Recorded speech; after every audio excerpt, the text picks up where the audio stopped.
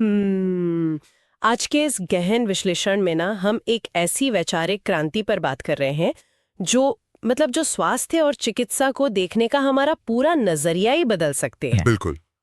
और ये बहुत जरूरी चर्चा है। हाँ, तो आज हमारे स्रोत में डॉक्टर बिस्वजीत महापात्रा का एक बहुत ही विचारोत्तेजक लेख शामिल है। उसका शीर्षक है new prescription point where prescription transforms into perception. बहुत ही दिलचस्प टाइटल है ना?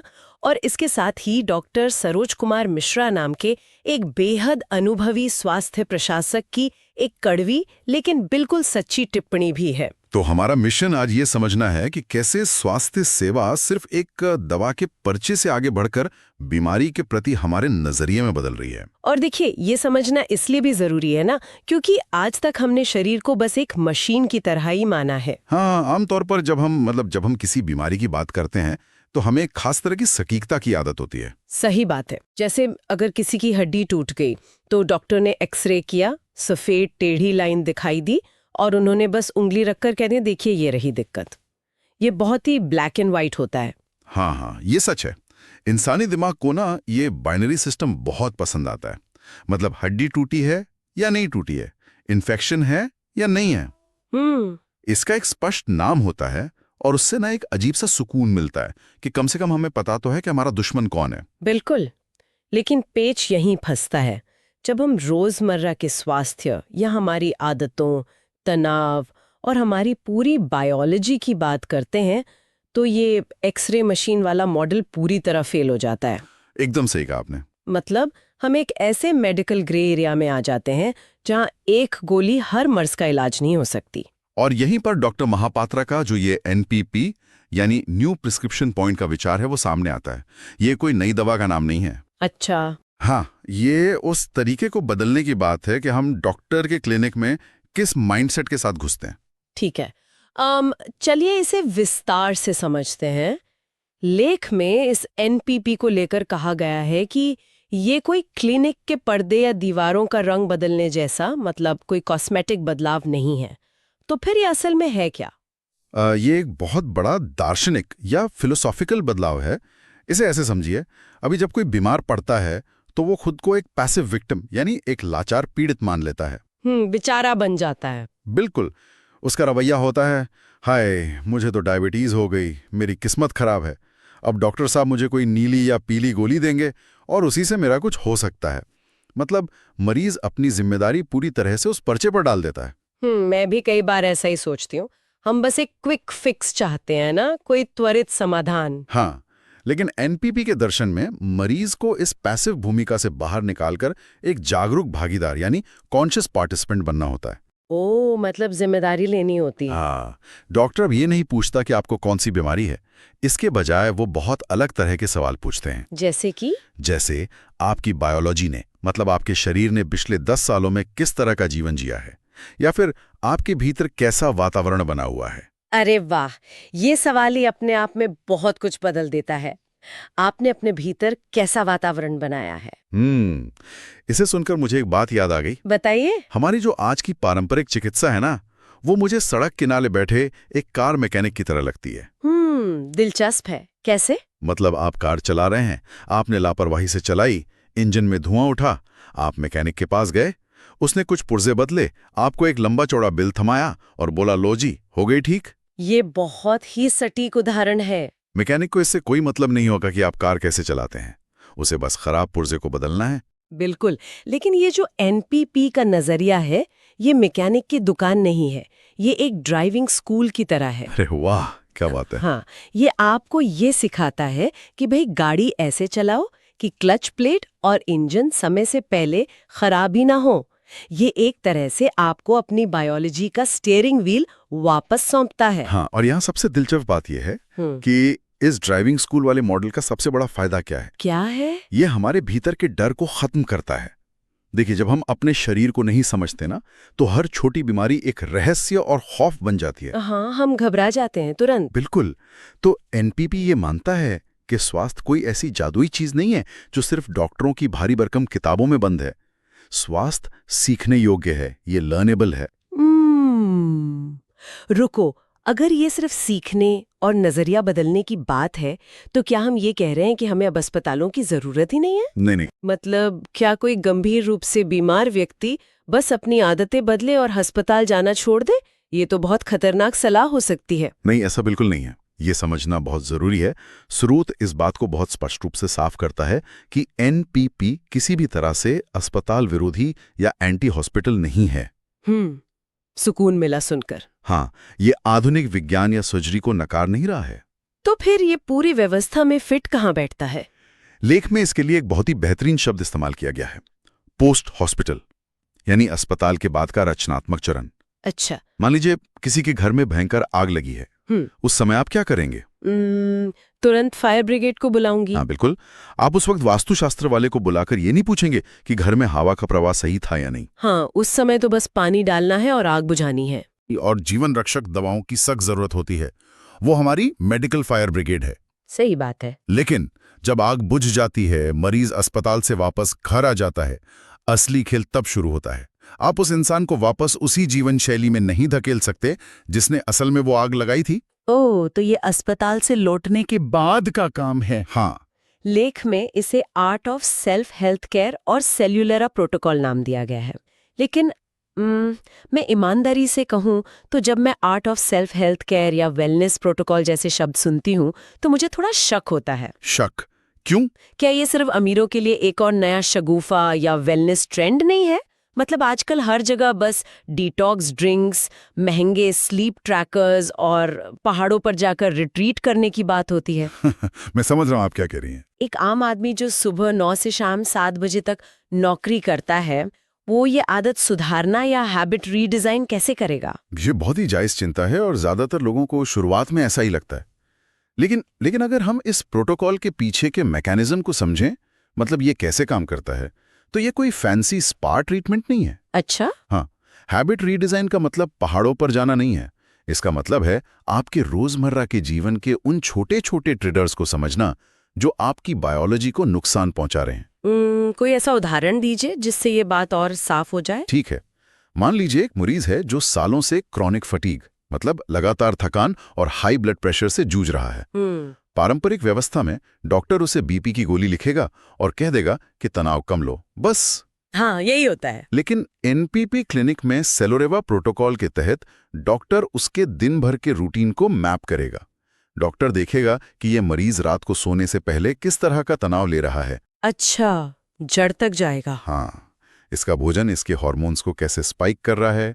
इसके बाद कोई महंगी चीज नहीं बेची जाती, बल्कि उसे ये सिखाया जाता है कि कैसे उसकी अपनी ही सांसें या उसके खाने का समय उसके नर्वस सिस्टम को शांत कर सकता है। अरे वाह! इसे ही कहते हैं कि रोजमर्रा का जीवन बायोलॉजी का समर्थन करे, ना कि उसे नुकसान पहुंचाए। मतलब ये सिर्फ अच्छा सोचो सब ठीक हो जाएगा वाला ज्ञान नहीं है। ये असल में आपके नर्वस सिस्टम और बायोलॉजी को मैनेज करने की एक बहुत ही व्यवहारिक तकनीक है। बिल्कुल। और जब मरीज ये सीख लेता है ना, तो उसका नजरिया ही उसकी थेरेपी बन जाता है। मतलब परसेप्शन ही हीलिंग बन जाता है। तो इस सब का असल में क्या मतलब है? अगर मरीज अपना नजरिया बदल रहा है तो इस पूरी कहानी के दूसरे हिस्से का क्या? दूसरे हिस्से से आपका मतलब हमारे डॉक्टरों का नजरिया। लेख में डॉक्टर महापात्रा ने एक उम्रदराज डॉक्टर के लिए एक बहुत गहरी लाइन लिखी है। उन्होंने लिखा है, do not retire, change your retire. हाँ, मतलब रिटायर मत होइए, बस अपना पहनावा या कह लें अपनी भूमिका बदल लीजिए। ये पंक्ति बहुत अहम है।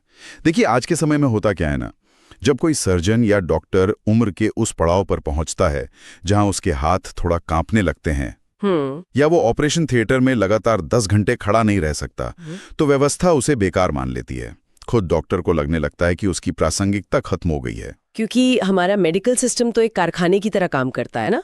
जो डॉक्टर एक दिन में जितनी ज्यादा ओपीडी निपटाएगा या जितनी ज्यादा सर्जरी करेगा, वही सबसे सफल माना जाएगा। मतलब स्पीड ही सब कुछ है। सही कहा।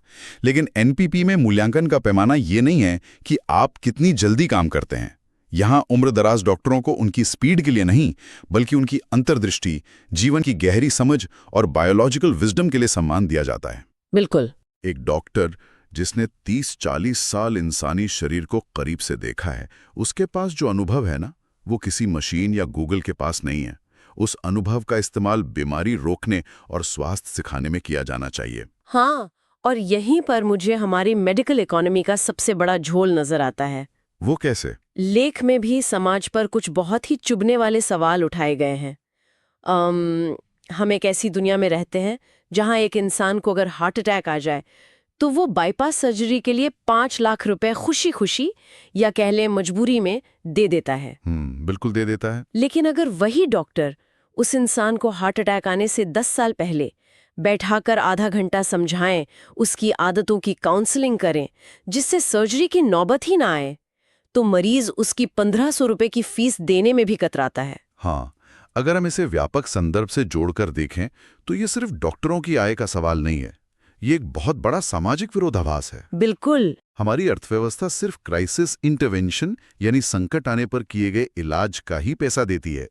क्राइसिस प्रिवेंशन यानी संकट को टालने का कोई आर्थिक मॉडल हमने बनाया ही नहीं है। ये तो बहुत ही अजीब बात है। हाँ, हम डॉक्टरों से ये उम्मीद करते हैं कि वे सिर्फ तभी कमाएं जब हमारा शरीर पूरी तरह से टूट चुका हो। ये तो बहुत ही भयानक है। स्वास्थ्य काउंसलिंग एक सम्मानजनक आजीविका क्यों नहीं हो सकती? क्या हमें ऐसे डॉक्टरों की जरूरत नहीं है जो हमें स्वस्थ रहना सिखाएं? लेखक का स्पष्ट मानना है कि आने वाला भविष्य इसी दिशा में जाएगा। भविष्य में उन डॉक्टरों की अहमियत सबसे ज्यादा होगी जो बीमारी का इंतजार नहीं करेंगे बल्कि स्वास्थ्य के शिक्षक बनेंगे।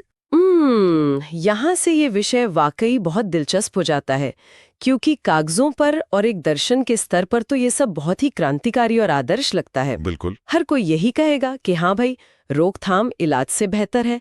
लेकिन जमीनी हकीकत क्या है? क्या आम इंसान इस बदलाव के लिए तैयार है? और यहीं पर हमारे स्रोत में शामिल डॉक्टर सरोज कुमार मिश्रा की जो टिप्पणी है ना, वो तस्वीर का दूसरा रुख, एक बहुत ही कड़वी सच्चाई दिखाती है। हाँ, और डॉक्टर मिश्रा कोई बाहरी व्यक्ति नहीं है। वे एक सेवानिवृत्त स्वास्थ्य प्रशासक हैं जिन्होंने स्वास्थ्य व्यवस्था को अंदर से चलाया है और देखा है। सही बात है। उनका अनुभव किसी किताब से नहीं बल्कि सीधे फील्ड की आपाधापी से आता है। और उन्होंने जो बात उजागर की है वो बताती है कि सिर्फ सिद्धांत बना देने से कुछ नहीं होगा, क्योंकि समाज का मनोविज्ञान बहुत उलझा हुआ है। हाँ, उन्होंने बहुत ही साफ शब्दों में लिखा है कि अगर एक डॉक्टर मरीज की काउंसलिंग करता है, उसे उसकी आदतों के बारे में समझाता है, लेकिन कागज पर कोई दवा नहीं लिखता, तो मरीज उस डॉक्टर को कोई अहमियत ही नहीं देता। बिल्कुल। कई बार तो मरीज क्लिनिक से बाहर निकलकर डॉक्टर ही बदल लेते हैं। वो कहते हैं, अरे इस डॉक्टर को तो कुछ आता ही नहीं, इसने तो कोई दवाई नहीं दी, बस भाषण पिला दिया। ये हमारी एक बहुत ही गहरी साइकोलॉजिकल कंडीशनिंग है।